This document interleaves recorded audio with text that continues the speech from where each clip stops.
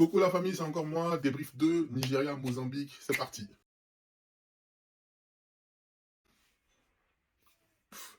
Qu'est-ce que vous voulez qu'on dise quoi? Dans ce match-là, vous voulez qu'on dise quoi? Frère, le Mozambique n'a même pas existé. Même un tir, ils n'ont pas eu.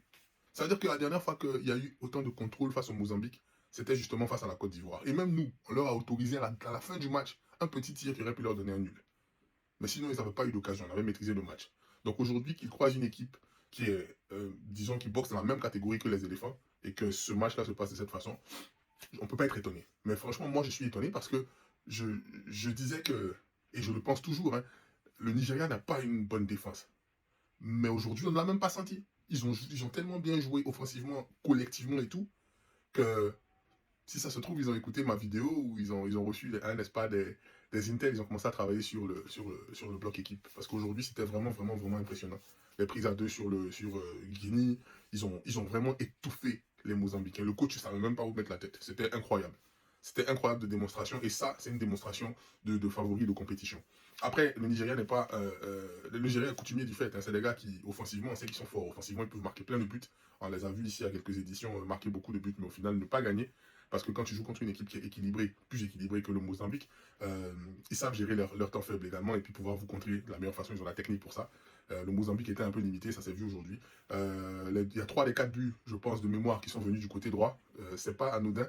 Leur défenseur central, leur défenseur latéral droit, là, il s'était blessé au match précédent. Je me demande s'il était vraiment à 100% pour jouer ce match. Mais ça a été, on l'a pas senti aujourd'hui. C'est Dalila ou Kalila. On l'a pas senti. En tout cas, il n'a pas eu d'impact dans le match offensivement, défensivement non plus, il n'a pas existé, tout est venu de son côté, c'était trop facile, et voilà, bref. Bravo au Nigeria, démonstration de force, rien à rajouter, ils sont assis tranquilles, ils attendent tranquillement le vainqueur du match Algérie-Congo, potentiellement, Congo encore contre le Nigeria au match suivant, ce sera l'occasion de, pour ceux qui s'en souviennent, la revanche du match de qualification, de barrage pour la Coupe du Monde. Et ça va valoir le détour. Parce que s'il y a bien une équipe qui peut embêter cette équipe du Nigeria, là justement, à mon avis, c'est bien le Congo. Peut-être l'Algérie aussi, qui sait. Mais déjà, c'est un niveau bien, c'est 2-3 niveaux supérieurs au Mozambique, donc ce ne sera pas le même type de match. Bravo aux Super Eagles du Nigeria. Ils étaient finalistes de la CAN dernière. Peut-être qu'ils essaient d'aller encore en finale. Qui sait? On ne sait jamais. Hein. En tout cas, bonne chance à eux. Belle prestation aujourd'hui. Rien à rajouter. Chapeau. Et pour les chers frères du Mozambique, merci à vous pour votre compétition. Mais il est temps de plier les bagages. C'est ça. Bonne soirée à vous les gars. Et on se voit demain pour le match des éléphants de Côte d'Ivoire. Ciao.